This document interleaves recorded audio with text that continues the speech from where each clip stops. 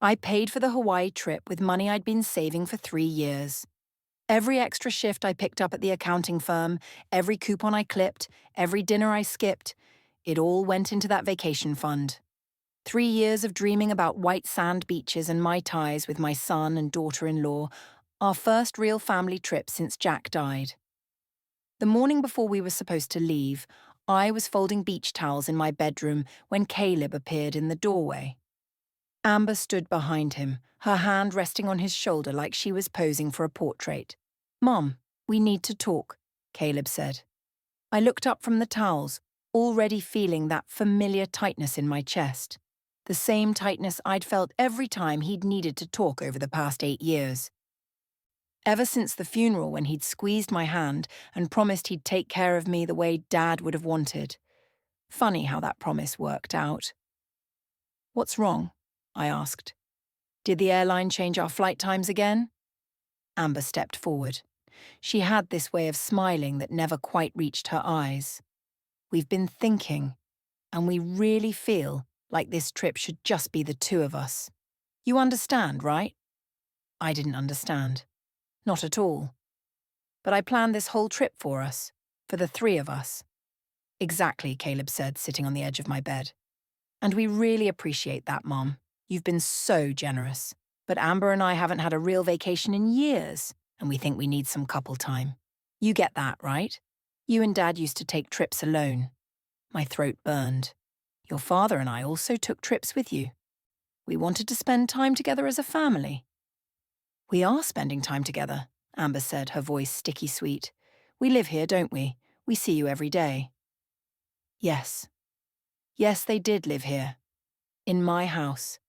The house Jack and I had paid off 5 years before he died. They'd moved in 2 years ago when Caleb lost his job at the tech startup. Temporary, he'd said. Just until they got back on their feet. "I just thought," I started. "Mum, you're 55, Caleb interrupted. "The flight's going to be rough on you. All that walking around, the heat, the sun. Wouldn't you rather just relax here? Rest?" Amber nodded enthusiastically. "We'll bring you back something special. A nice necklace, maybe. Or one of those shell things." I looked at Caleb. Really looked at him. When had his face become so unfamiliar? He had his father's eyes, but none of Jack's warmth. Just expectation. Entitlement. "So you want me to stay home while you two go on the vacation I saved for?" "We'll pay you back," Caleb said quickly. Too quickly. "Once I land that consulting gig I've been interviewing for." The consulting gig he'd been interviewing for since October. It was now June. I should have said no. Should have stood up and told them both to get out of my bedroom, out of my house. But that tightness in my chest had spread to my throat, and all I could think was that Jack would have known what to say. Jack would have handled this. "Fine," I whispered. "You two go. Have fun."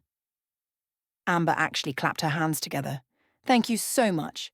You're the best, Mom. Honestly, the best." They left the next morning. I drove them to the airport even though Caleb had his own car, the one I'd co-signed for 18 months ago when his lease ended. Amber kissed my cheek before they went through security. Her lip gloss left a sticky mark I didn't wipe off until I got home. The house felt different when I walked back in. Emptier. I'd been alone before, 8 years of alone. But this was different. This was the kind of empty that echoes. I went to the kitchen to make myself some tea and found the refrigerator nearly bare. A half-empty carton of milk, some wilted lettuce, an old container of takeout I was pretty sure belonged to Amber. They'd cleaned out everything before they left. Even the coffee creamer I kept for myself. That's when I noticed the utility bill on the counter. The electric bill. Except my name wasn't on it anymore. The account had been transferred to Caleb 2 months ago. According to the paperwork underneath, so had the water and gas. My hands started shaking. I went to my purse and pulled out my wallet. 3 credit cards, all maxed out. I'd assumed it was the Hawaii trip, the deposits I'd put down. But as I looked through the statements I'd been too tired to examine closely, I saw charges I didn't recognize. Designer handbags, expensive dinners, a weekend in Vegas I definitely hadn't taken. The shaking spread from my hands to my whole body. I sat down at the kitchen table, the same table where Jack and I used to do the crossword puzzle every Sunday morning, and I cried. Not the quiet, dignified tears I'd cried at his funeral, the ugly kind, the kind that hurt your ribs and made your face swell. When I was empty, I remembered something Jack had said to me the night before he died. We'd been in the hospital and he'd known he wasn't coming home. He'd held my hand and said, "If there ever comes a day when you have to choose between peace and sacrifice, choose peace. Promise me." I hadn't understood what he meant then. I understood now. The phone call came 5 days later. "Mrs. Harrison?" The voice was young, uncertain. "This is Tyler from Pacific West Bank. I'm calling about some irregularities on your account." I'd been sitting in the backyard, staring at the roses Jack had planted our first year in the house. They needed pruning. Everything needed pruning. "What kind of irregularities?" "Well, Mom, we have a record of you initiating a home equity loan last month, but our fraud detection software flagged some inconsistencies in the paperwork. And we need you to come in and verify the documents." The roses blurred. "I didn't take out a home equity loan." Silence. Then, "Mom, are you sure? Because we have your signature on file, and the money was disbursed to an account in your name." "What account? I only have my checking and savings." More silence. "I think you should come in, Mrs. Harrison. Today, if possible." The branch manager's office smelled like burnt coffee and anxiety. Her name was Patricia, and she had the expression of someone who'd delivered bad news before. "Your son and daughter-in-law opened a joint account with you as a co-signer 3 months ago," she explained, sliding papers across her desk. "They then used that account to secure a loan against your house, $250,000. The number didn't make sense. None of it made sense. "But I never signed anything." Patricia's expression softened. "The signature appears to be forged. Our handwriting analyst flagged it, which is why we called you. Mrs. Harrison, has your son had access to important documents? Your passport, perhaps? Other identification?" I thought about all the times I'd left my purse on the kitchen counter, all the nights I'd been too tired to lock my bedroom door, all the trust I'd given because he was my son. And that's what mothers did. "What did they use the money for?" Patricia pulled out a transaction report. I watched her lips move, but I couldn't hear her over the rushing in my ears. Luxury vacation packages, stock investments that had crashed, a down payment on a condo in Las Vegas that fell through. "The Hawaii trip," I said. "They used my money to pay for the Hawaii trip I'd already paid for." "I'm so sorry," Patricia said. "You need to file a police report, and you should speak with a lawyer. This is fraud, Mrs. Harrison. Serious fraud." I drove home in a daze. When I pulled into my driveway, Linda from next door was watering her roses. She'd been our neighbour for 15 years. She'd brought us casseroles when Jack died. She'd listened to me cry on her porch more nights than I could count. She took one look at my face and put down her hose. What happened? I told her everything, every humiliating detail. When I finished, she was quiet for a long moment. "You're not a bad mother," she finally said. "I raised a thief." "No, you raised a son who made terrible choices. That's on him, not you." She grabbed my shoulders, forced me to look at her. "Listen to me. You are not a bad mother. You are just too good." That night I couldn't sleep. I walked through my house. My house, the one Jack and I had chosen together, the one where we'd raised our son, the one we'd dreamed of growing old in. And I saw it with different eyes. This wasn't a home anymore. It was a crime scene. In the morning I called the lawyer Patricia had recommended. His name was Mr. Miller, and he had the kind of voice that made you feel like everything might actually be okay. "The good news is the house is still in your name," he said. "The loan was fraudulent, and once you file the police report, the bank will likely reverse it. But Mrs. Harrison, you need to understand something. If you press charges, your son will face serious consequences, possibly prison time. And if I don't, then you're vulnerable. They could do this again. They could do worse. I thought about Jack, about the life we'd built, about the promises Caleb had made at his father's funeral. What would you do? I asked Mr. Miller. If it was your son? He was quiet for a moment. I'd remember that protecting someone from consequences isn't the same as loving them. I filed the police report that afternoon. Then I did something else. Something I'd been too afraid to consider until that moment. I put the house on the market. The realtor, a sharp woman named Sarah with impossibly white teeth, told me I could get close to asking price if we moved quickly. The neighborhood was hot. Young families were desperate for houses with good bones and mature gardens. How soon can you close? I asked. With the right buyer, 30 days. Let's do it, Sarah smiled. You're sure? This is a big decision. I looked around my living room. At the spot on the wall where Jack's favourite painting used to hang before Caleb sold it last year for emergency cash. At the scratches on the hardwood floor from Amber's designer dog that she'd given away when she got bored. At the emptiness of a house that had stopped being a home. I'm sure. The offer came in 12 days later. A young couple with a baby. They cried when they walked through the garden. The wife said it reminded her of her grandmother's house. I accepted their offer that same day. Mr. Miller helped me set everything up. A new bank account at a different institution. A moving company. A storage unit for the things I wanted to keep. And a one-bedroom condo on the coast, small and bright and entirely mine. I didn't tell Caleb and Amber. I didn't know them that. The closing was scheduled for the day after they were supposed to return from Hawaii. I spent my last night in the house packing the things that mattered. Jack's watch, our wedding album, the quilt my mother had made us. I left behind everything else, the furniture they'd claimed, the dishes Amber said were hers, the television Caleb had insisted they needed. I slept on an air mattress in the empty master bedroom and woke up feeling lighter than I had in years. The new owners took possession at noon. By 1 o'clock, I'd handed over the keys and driven away. I didn't look back. Caleb called me at 6 that evening. I was in my new condo, sitting on a folding chair and watching the sunset over the ocean through my salt-stained window. Mom, where are you? The house. There's someone else here. They said they own it now. What the hell is going on? I took a breath. I sold it. You what? His voice cracked. You can't sell the house. We live there. Not anymore. Amber grabbed the phone. I could hear her breathing sharp and furious. This is insane. You can't just kick us out. We have rights. No, I said calmly. You don't. The house was in my name. I had every legal right to sell it. But where are we supposed to go? Caleb was crying now. Mom, please, we don't have anywhere to go.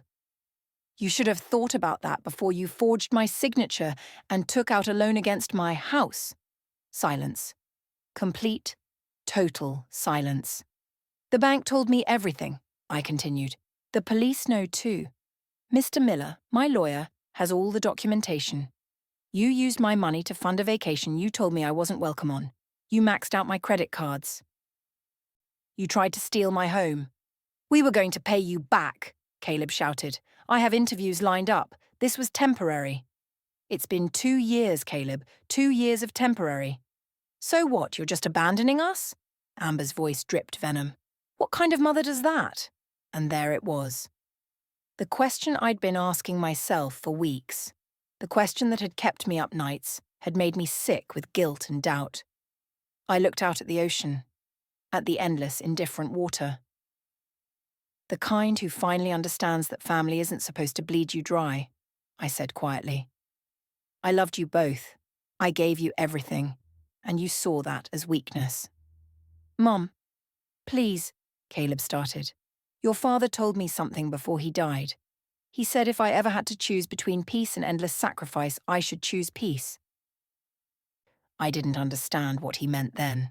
I do now. You're going to regret this, Amber hissed. You're going to die alone, you selfish bitch. I hung up. They called 47 more times that night. I blocked their numbers after the 15th call. The next week, I learned through Mr. Miller that Caleb and Amber had been forced to rent a month-to-month efficiency apartment in a bad part of town. The fraud investigation was ongoing. The bank had frozen the joint account, and Amber, it turned out, had already started looking at divorce lawyers. I should have felt triumphant, or at least vindicated. Instead, I felt tired, and sad, and relieved.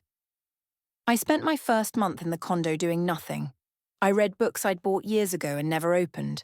I took walks on the beach. I ate dinner at 6 o'clock instead of waiting until 9 for Caleb and Amber to maybe show up. I slept through the night without waking up to check if they'd come home safe. Linda visited one Saturday with a bottle of wine and a cactus in a ceramic pot.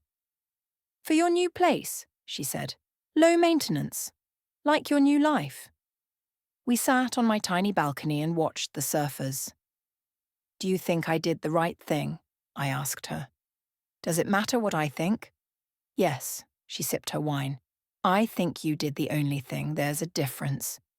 I keep waiting to feel guilty. Do you?" I thought about it, really thought about it. "No, I feel free." Linda smiled.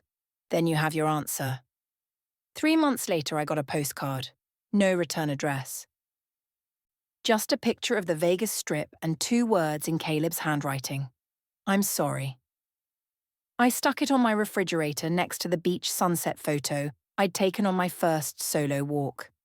I looked at it every morning while I drank my coffee. I never wrote back. 6 months after that, I used some of the money from the house sale to book a trip to Scotland. I'd always wanted to see the Highlands. Jack and I had planned to go for our 30th anniversary. I went alone, stayed in small bed and breakfasts, hiked until my feet hurt, took 1,000 pictures of sheep. On my last night, I sat in a pub in Edinburgh and ordered a whiskey. The bartender, a woman about my age with steel grey hair and kind eyes, asked if I was celebrating something. "My freedom," I told her. She poured me a generous measure. "On the house?" "Then." I raised my glass to no one in particular and drank. When I got back to California, there was a letter waiting for me. From Amber. The envelope was expensive-looking, cream-coloured with a return address in San Diego. I almost threw it away. But curiosity won. "Dear Mom," it started. I noticed she didn't call me by my name. Still playing games. "Caleb and I are divorcing. He's lost everything, including me. I wanted you to know that I understand now why you did what you did. Not that I agree with it, but I understand. You protected yourself. I respect that, even if it destroyed our family. I'm pregnant. 3 months. I'm keeping the baby. I'm not asking you for anything. I have a job now, a good one. I'll be fine. We'll be fine. But I wanted you to know that you're going to be a grandmother, in case that matters to you." Amber, I read the letter 3 times. Then I put it in a drawer and didn't think about it for a week. When I finally did think about it, I called Mr. Miller. "If someone wanted to set up a trust fund for a child," I asked him, "how would they do that?" "Depends on the circumstances," he said carefully. "Why do you ask?"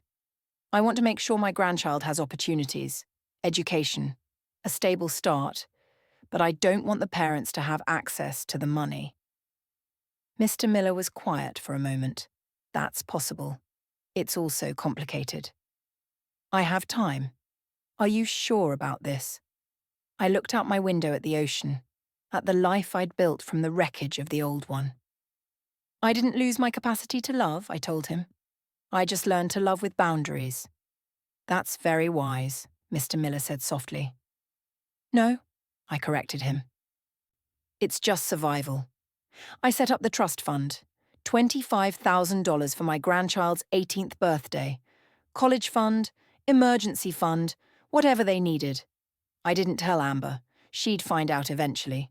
Or she wouldn't. Either way, I'd done what I could. It's been 2 years now.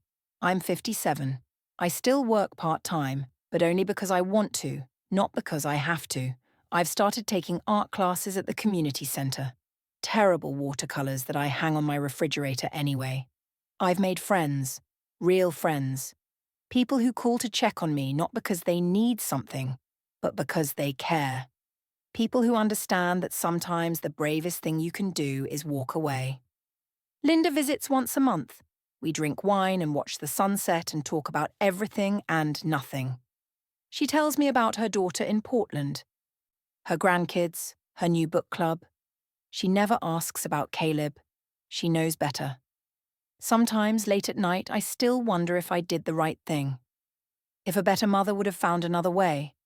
If Jack would be ashamed of me. But then I remember the last thing he said to me. Choose peace. I chose peace. And in doing so, I didn't lose my son. I couldn't lose something I'd never really had. The boy I'd raised, the one who'd promised to take care of me, he'd disappeared long before I sold the house. Maybe he'd never existed at all. Maybe I'd just loved an idea and called it my child. What I did lose was the version of myself who believed that suffering was the same as love. That sacrifice meant never saying no. That being a good mother meant letting myself be consumed. I don't miss her. Last week I got a phone call from an unknown number. I almost didn't answer, but something made me pick up. Mom, Caleb's voice older, tired. Yes, I'm in rehab. 90 days. Court ordered.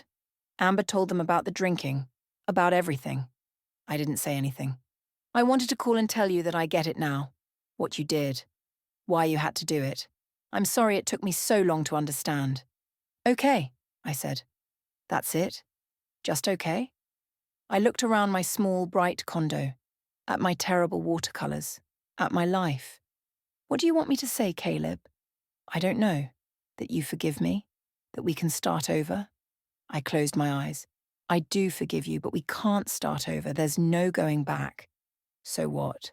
We just never speak again? I didn't say that. I said we can't go back. Maybe someday we can go forward, but that's up to you. You have to actually change, not just say you will. I am changing, I'm trying. Good, keep trying.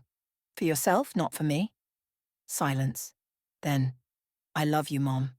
My throat tightened, but I didn't cry. I know. I love you too. But love isn't enough. It never was. After I hung up, I sat on my balcony and watched the waves. The ocean doesn't care about your story. It doesn't judge or forgive. It just keeps moving, keeps changing, keeps going. That's what I'm doing now. Just keeping going. I'm not waiting for Caleb to become the son I wanted. I'm not hoping for some tearful reunion where everyone apologizes and we're a family again. That's not my story anymore. My story is this. A woman who lost everything and discovered she hadn't lost anything that mattered. A woman who learned that sometimes the only way to save yourself is to let go of the people drowning you. A woman who chose peace. And you know what? The ocean is beautiful today. The coffee is hot. The sun is warm on my face. I'm okay. Better than okay. I'm free.